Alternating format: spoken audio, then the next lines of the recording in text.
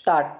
महोदय, उस जमाने में रेलवे कर्मचारियों को भड़का करके हड़ताल करना और फलस्वरूप एक ऐसी व्यवस्था पैदा करना जिसके कारण बंगाल के पीड़ित लोगों की सहायता न की जा सकी, उचित कार्य था। Question mark.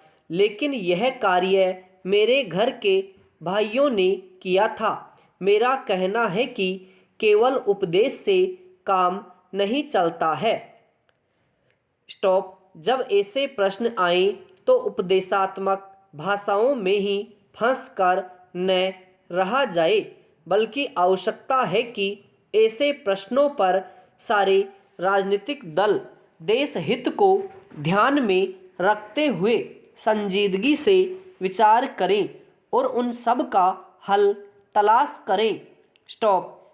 आज श्री वाजपेयी ने प्रधानमंत्री पर कुछ आक्षेप किए। स्टॉप। वे बड़े गुस्से में थे और इतने क्रोध में थे कि उन्होंने अपने मस्तिष्क का संतुलन खो दिया था। स्टॉप। उन्होंने आरोप लगाया कि सरकारी कर्मचारियों के प्रयास से बड़ी बड़ी सभाएं की गई। स्टॉप। मैं वाजपेयी जी का गुस्सा और उनका असंतुलित होना समझ सकता हूँ। स्टॉप। उन्होंने यह भी कहा कि प्रधानमंत्री जी ने इन चुनावों के बीच अपने भाषणों में जनमानस को ऊपर उठाने की कोशिश नहीं की, मूलभूत प्रश्नों को देश के सामने रखने की कोशिश नहीं की और आज जो राष्ट्रीय दिक्कतें और परेशानियां हैं उन पर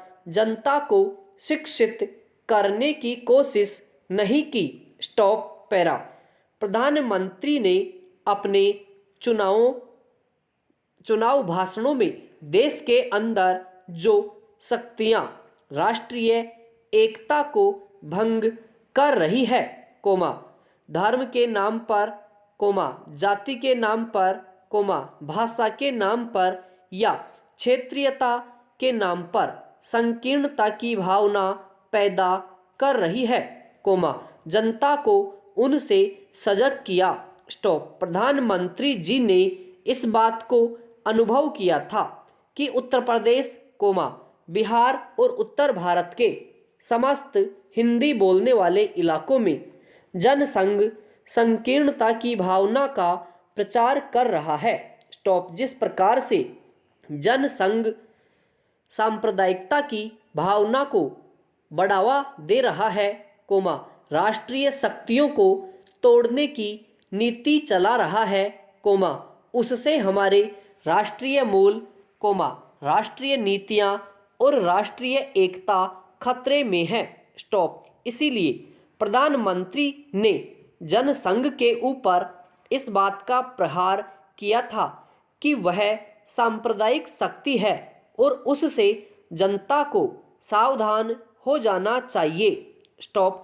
आज जो वाजपेयी जी का गुस्सा है, उसको हम समझ सकते हैं। स्टॉप।